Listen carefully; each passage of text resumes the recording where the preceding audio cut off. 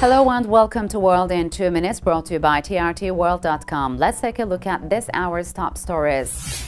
Asian stock markets mostly fell Thursday after the U.S. Federal Reserve increased its estimate for the level of the central bank's benchmark interest rate by the end of 2015, surprising investors who expected a slower pace of rate hikes. Australian Prime Minister Tony Abbott said that counter-terrorism raids in Sydney on Thursday were sparked by security intelligence that the ISIS movement was planning a random, violent attack in Australia as a demonstration of its reach.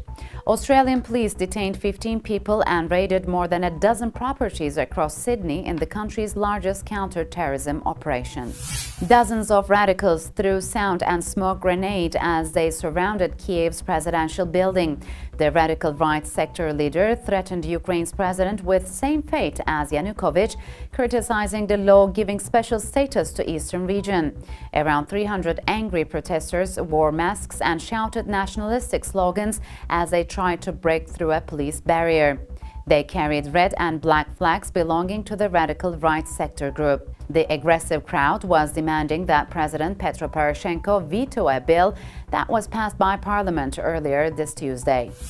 As Ivory Coast campaigns to fend off an Ebola outbreak ravaging neighboring West African states, such grim reminders of the catastrophe unfolding across its western border are everywhere.